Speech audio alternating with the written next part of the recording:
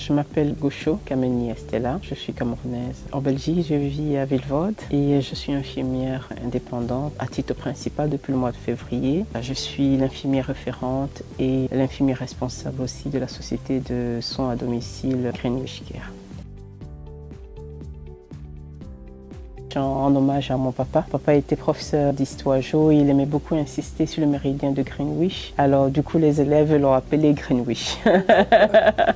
Alors quand je suis arrivée ici et que je me suis dit bah tiens il est temps de créer ma propre société, j'ai pensé au nom et je me suis dit ok je vais faire hommage à mon père et je vais appeler la société Greenwich et j'ai juste ajouté Care, Greenwich Care. Et Greenwich Care est sur pied depuis février 2021. Avant de créer cette société, j'étais déjà indépendante à titre complémentaire depuis 2014. Et en 2021, je me suis dit, ok, c'est bien d'être en personne physique, mais ça fait beaucoup de responsabilités, surtout beaucoup de charges au niveau d'imposition et je ressentais le besoin de me mettre à mon propre compte, d'être entre guillemets mon propre patron. Alors, en février 2021, j'ai créé la société Greenwich Care.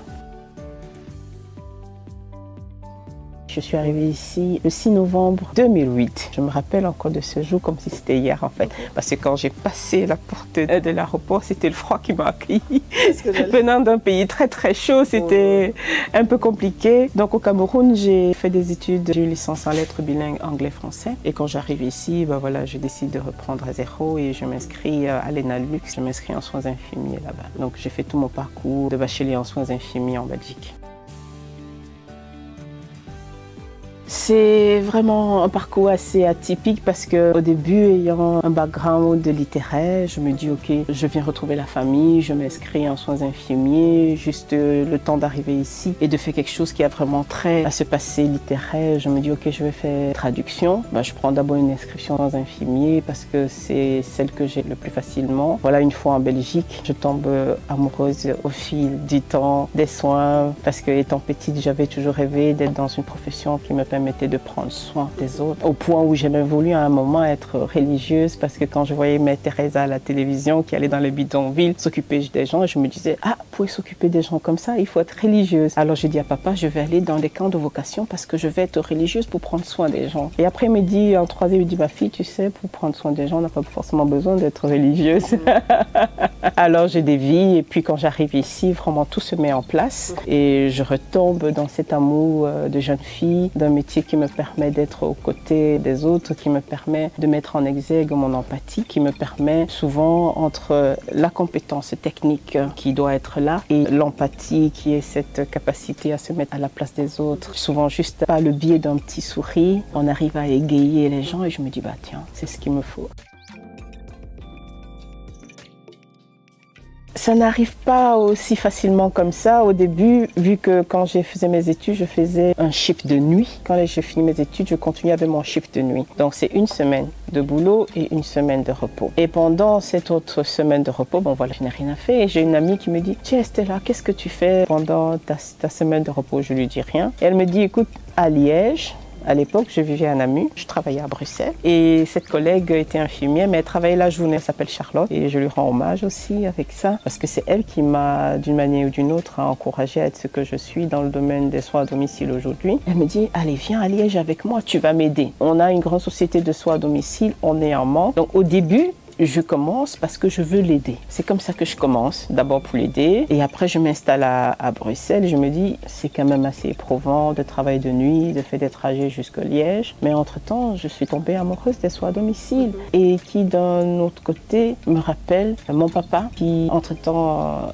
est parti en 2011 pendant que je faisais encore mes études et qu'il a passé 3 ans malade et qu'à domicile, il n'y avait pas de professionnel pour le soigner. C'est un manquement qui reste pour moi. Et je me dis, il faut transformer cette faiblesse en force. Il faut puiser dans ce qu'on a ici. Et peut-être au lieu de jeter la pierre à ceux qui sont là-bas parce que voilà, le mécanisme n'a pas été assez mis en route pour que le papa soit pris en charge convenablement, de me dire, ok, si je veux changer, qu'est-ce que j'ai à apporter? Alors c'est pour ça que je m'engage davantage dans les soins à domicile ici en me disant, ok, dès que j'ai la possibilité, je retournerai retransmettre là-bas ce que j'ai appris ici. Je décide de revenir à Bruxelles et de continuer dans les soins à domicile avec l'intention d'apprendre et d'aller retransmettre. De fil en aiguille, ça me conduit à ce que je suis aujourd'hui. 7 ans après, je me dis, ok, j'ai assez appris et il est temps de retransmettre.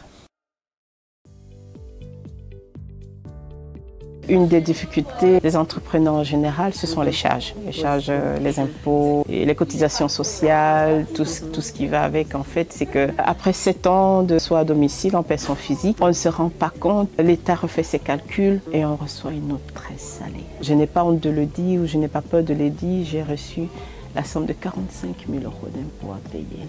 Et puis je me dis, ok, pendant ces 7 ans, oui, j'ai gagné. Est-ce que j'ai bien géré? J'avais un comptable à l'époque, mais qui n'arrivait pas à m'expliquer les choses convenablement. Et à force d'en parler dans la communauté, on me dit, écoute, la base des soins infirmiers ou bien la base de l'entrepreneur, c'est d'avoir un bon comptable. Et quand j'arrive chez le comptable avec cette note bien salée qui m'avait donné quelques jours à l'avant des frissons, il me dit, la solution, c'est de te mettre en société. C'est comme ça que je switch de la personne physique à la société.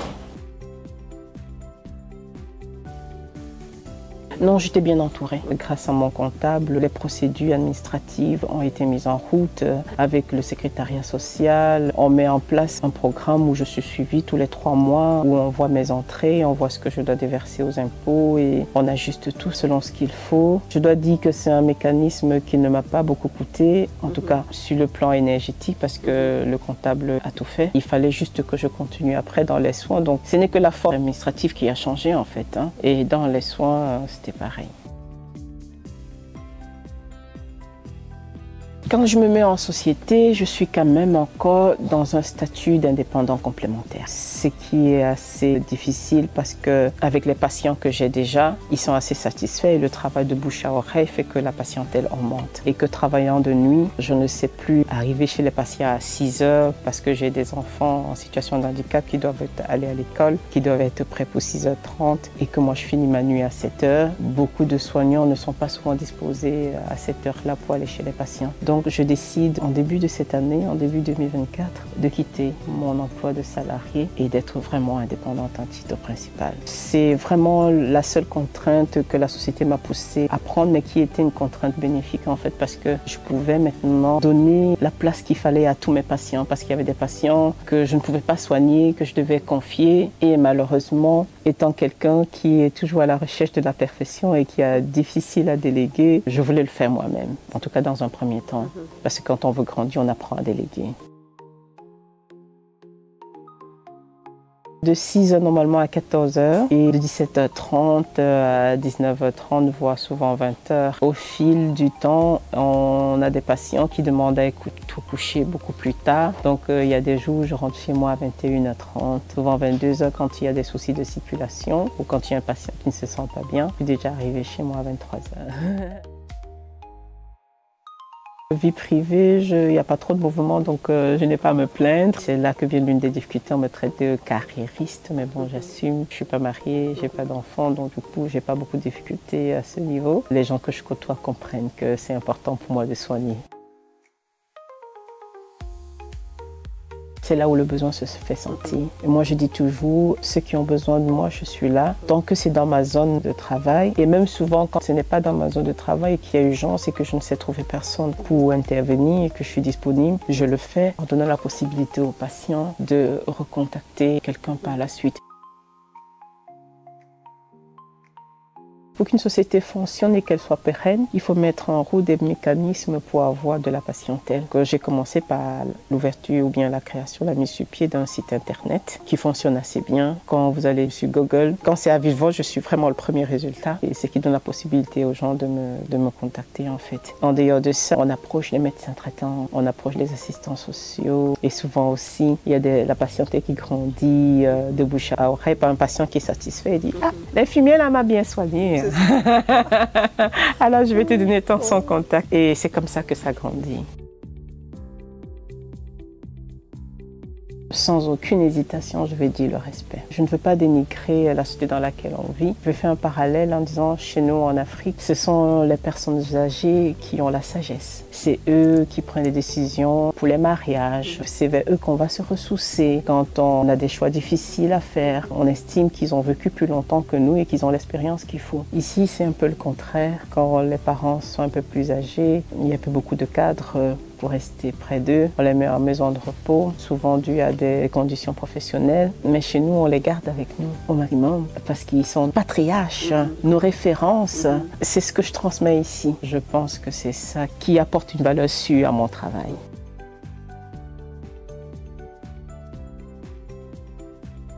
Je pense pas que je renforce les clichés parce que c'est ce que je fais en fait. C'est un transfert d'affection, surtout dû au fait que je n'ai pas pu prendre soin de mon papa. Et surtout quand j'ai des patients, on m'a prendre en charge.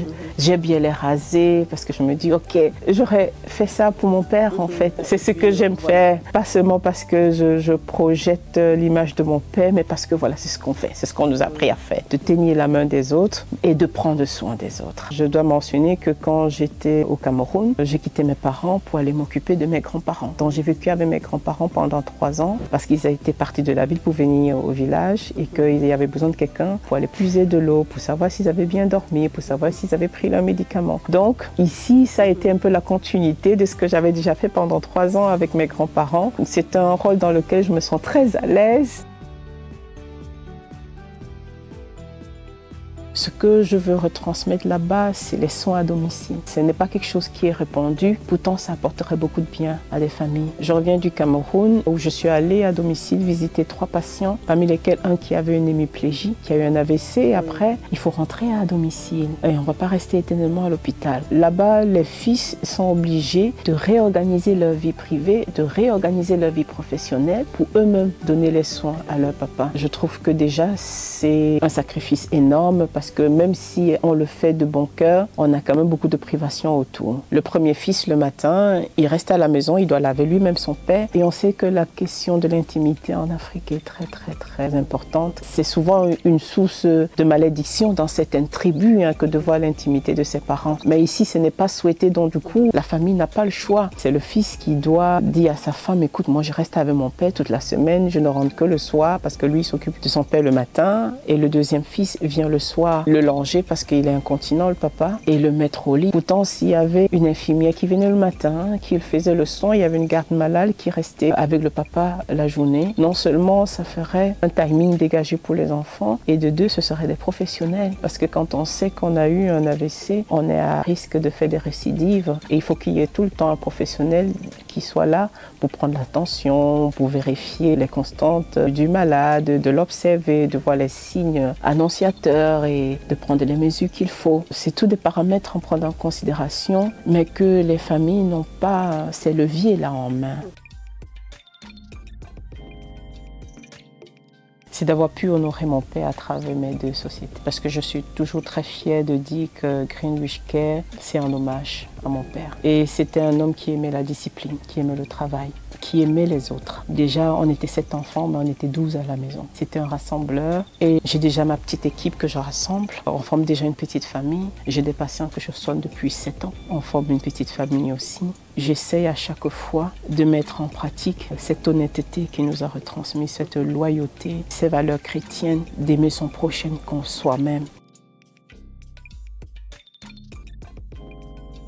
Mon plus grand challenge, c'est de rester constante. Parce que j'ai commencé toute seule. Après, j'ai eu 3 collègues. Après, j'ai eu 4. Maintenant, j'ai 9. J'ai commencé avec 3 patients. Après, j'ai eu 5. Après, j'ai eu 20. Après, j'ai eu 30. Et j'estime que si ça grandit, c'est parce que les gens sont satisfaits. Et si les gens sont satisfaits, c'est parce que je sais prendre soin. Et ou bien que mes collaborateurs et moi donnons ce qu'il faut. Apporter cette compétence technique est très importante pour moi. C'est pour ça que le souci de se former davantage est toujours là. J'ai l'intention de me former en soins palliatifs parce que j'aime accompagner. J'ai l'intention de me former en soins de plaie parce que j'aime réparer. J'aime voir des gens qui arrivent avec le regard effrayé et qui au fil du temps se sentent apaisés parce qu'ils voient que ça diminue. Et quand je vois ces rides qui s'effacent, et leur visage qui reprend place, je me dis ok, ça y est, là je suis dans mon rôle, là j'ai bien fait mon travail. Et voilà, ce serait de rester constante. Je dis toujours quelque chose qui paraît une utopie, mais qui est un rêve qui me tient à cœur. J'espère être une grande structure dans quelques années, si pas dans quelques mois, comme la CSD. J'espère qu'un jour, qu'on va circuler 4, 5, 6, 10, 20 voitures de Greenwich Care à Bruxelles, alors je serai fière parce qu'il y a des gens qui me font confiance, fière parce qu'il y a des gens qui retrouvent la santé parce que mon équipe est là. Je veux qu'on revienne un peu à l'expression « femme forte et indépendante ». Parce que c'est souvent le problème que les femmes afro-entrepreneuses ont comme souci dans le milieu, dans notre propre milieu.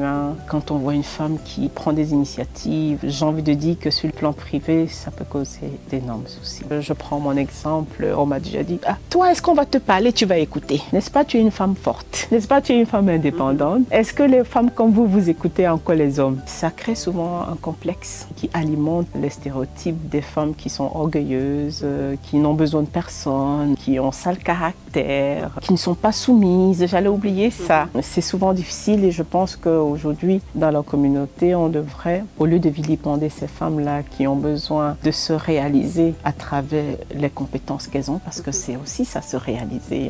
On ne franchit pas le pas parce qu'on veut être au-dessus, parce qu'on a des compétences qu'on veut mettre en exergue et qui, heureusement pour nous propulsent à un certain statut et qui fait qu'on n'est plus rentable dans la société. Je pense qu'on devrait respecter ça et arrêter de stigmatiser les femmes qui prennent des initiatives ou bien qui veulent montrer que la femme n'est pas juste, comment j'ai envie de dire ça, sans paraître forte et indépendante.